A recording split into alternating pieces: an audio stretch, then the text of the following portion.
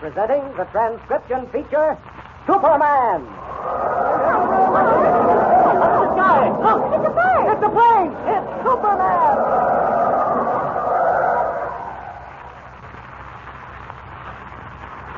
And now, Superman, champion of the weak and the oppressed, who came to Earth from the planet Krypton with physical powers far beyond those of mortal men, and who fights a never-ending battle against crime and injustice, disguised as Clark Kent, mild-mannered reporter for a large metropolitan newspaper. Superman, in the guise of Clark Kent, and Jimmy Olsen are now in the midst of an adventure in the far west. Kent and Jimmy are visiting the ranch of Comanche Joe, a wealthy Indian oil man, so that Kent may collect material for a newspaper story on the strange howling of a mysterious coyote, whose cry warns of impending doom. We know, though Superman does not, that Comanche Joe's ranch foreman, Rawson, is behind the mysterious accidents which have been happening on the ranch each time the howl of the coyote was heard. Rawson also is responsible for the severe injury to Jimmy Olsen, who was thrown from a horse and badly hurt. Tumbleweed Jones, Jimmy's friend, tried to get Jimmy to a doctor by traveling 20 miles through a blinding snowstorm. The tumbleweed failed, and it was Superman who brought both his friends to the doctor's office in town. As our last episode ended, Jimmy had just undergone an operation. He was sinking rapidly. Listen, he's dead, Doctor. He's got to live. You hear me? You've got to. Can't somebody do something for him? Something? This is one time, Tumbleweed, when even I can do nothing. Or is it? What was that? You mean there is something you can do? I'm not sure, but wouldn't a blood transfusion help? It's too much of a chance. He's dying because he's losing strength, isn't he? Well, I can give him that strength. I can give him the power to become strong again. I can give him life. Don't you see? The blood must match. The blood types must be the same. We'll have to test. There's no time for that. The boy is dying, sinking fast. You've got to do a transfusion, Doctor. You've got to. Very well. Nurse, prepare for a transfusion. No, wait. I'll do it myself. We'd better take our cowboy friend here, Tumbleweed, back to his room. Make him lie down and remain quiet. Now, go ahead, Tumbleweed. There's nothing you can do here. You let me know the minute anything happens, will you? We'll let you know, Tumbleweed. All right. Bring that operating table over here and place it next to the one the boy is lying on. And hurry, we've got to work fast. Yes. There we are. You'll have to strip to the waist. Won't take me a minute. I'll prepare the transfusion apparatus. There. All right. Now then, I'll thrust this needle into your arm and... What? I can't penetrate your skin. I don't understand. No, of course you don't. But it's all right, Doctor. Here. I'll do it for you. What? There. I'm ready for the transfusion. Yes. Let us hope and pray that your blood matches the boy's. Now then, I'll start the pump and then we'll see. That's it. Just lie there quietly. Is there any change? Not yet, no. There's only one chance in 3 that your blood matches. Let's hope we're lucky. If it doesn't, we... What is it? Pulse. Becoming stronger. By George, I believe... Yes, Doctor. Yes, wait, we must be sure. Yes, it's getting much stronger. It's gaining strength rapidly. Here, I can remove this from you now. By George, this is miraculous. Why, I've never seen anyone gain strength this quickly. It's you, sir. You who have done it. Who are you? What is this superhuman strength you have? Is the boy all right now? Will he live? Oh, he'll live all right. There's no doubt of that now. But you, sir... Listen to me, Doctor. There's something you must do for me. Anything you like after what you've done here tonight. All I ask is this. Forget you ever saw me. What you've seen here tonight must never be mentioned to another soul. Will you do that? Certainly. I doubt if anyone would believe me anyway. But what about my nurse and Tumbleweed Jones? You must swear your nurse to secrecy. As for Tumbleweed, to tell him he was delirious. I've got to go now. No, that's my phone. I can pick it up in here. Wait, I want to talk to you. I can't. Sorry, I've got to leave. I'll leave through the window while you're answering the phone. Goodbye. Goodbye. Hello? Who? Comanche Joe? Oh, yes. Yes, they got through all right. As a matter of fact, I just completed an operation on the boy. And, Doctor, you're sure the boy's going to be all right? I see. Well, I don't understand how Tumbleweed ever got through those mountains and is blizzard. But I'm relieved to hear it's all right. The boy's friend, Clark Kent, will be relieved, too. All right, Doctor. Thank you. Goodbye. Oh, Comanche. Oh, Kent. finally decided to come out of your room, did you? Why did you lock yourself in like that? Well, I wanted to be by myself, Comanche. Shock of hearing Jimmy had been badly hurt and all the rest of it. Well, I think you understand. Yes, of course.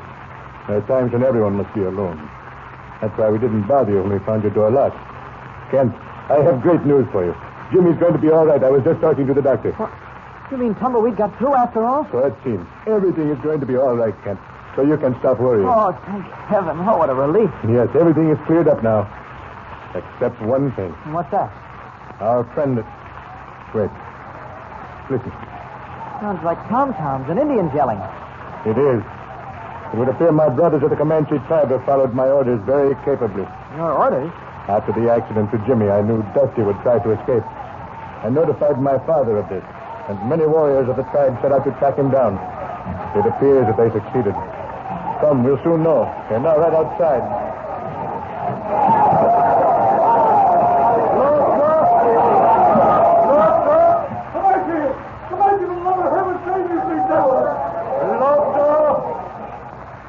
You have brought him, my brothers. You have done good work.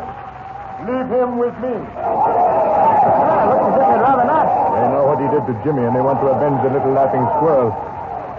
Loto! You leave him with me.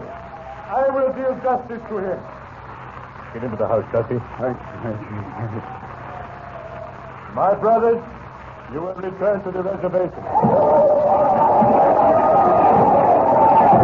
I thought they was going to kill me. They will when I give the order. What you talking about, Comanche?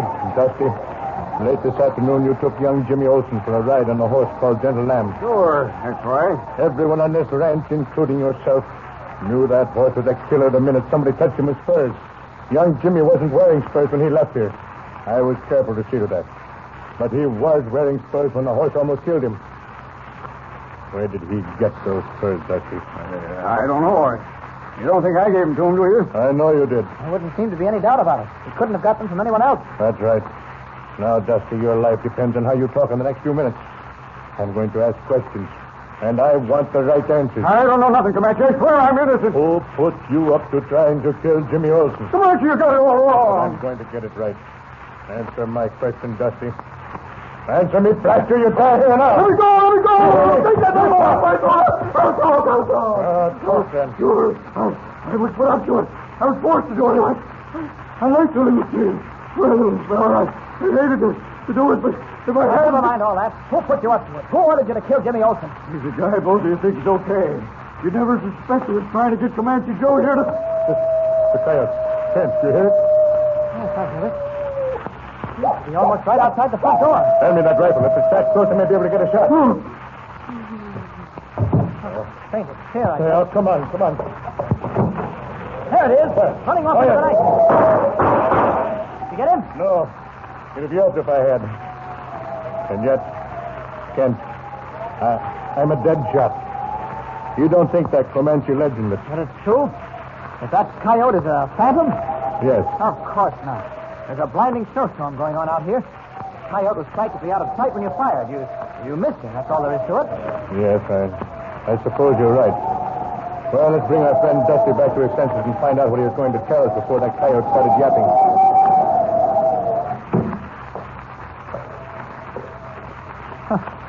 He's still out cold. Dusty? All right, come on now. Snap out of it. Come on now, Dusty. Kent. He hasn't fainted, Comanche. He's dead. Dead? Yes, what we thought was a fainting spell was actually... I can't understand this. That coyote yapping and his dying at almost the exact second. That was no coincidence. You think he was murdered? I don't think there's any doubt of it. But how?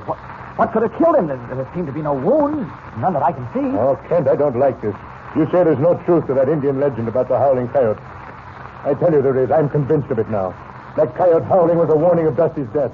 There's something about all this that isn't human. Now, Comanche. It's bad medicine, Kent. Bad medicine. Comanche, you mustn't let this thing get you down. Whoever is behind the howling of that coyote and all these strange accidents is playing on your nerves. on your natural superstitious nature. Yeah. What his reason may be, I certainly don't know. Hey, what is it? Thought I'd never get here. Been pulling leather all the way to Wells, Comanche, the oil wells. Well, what about them? Number 1 and 2, they're going up in flames. What? The dead burden is fire you ever did see. Oh, well. It's spreading fast. If we don't do something and do it pronto, it's going to be just too bad for every oil well you got in your land. Well, what you standing there for? What you staring at nothing for? Comanche. So the howl of the coyote means nothing. Kent, I wonder. Well, things are certainly happening thick and fast. What is the mystery of the Howling Coyote? We know that the man named Rawson is plotting against our friends, but how does Rawson make the animal howl at just the right moment? And how was Dusty killed? What can Superman do to help his friend Comanche Joe? Be sure to hear the next thrilling episode of our story with Superman. And remember, tune in the next thrilling installment of the transcription feature, Superman. Up in the sky. Look! It's a plane! It's a plane! It's Superman!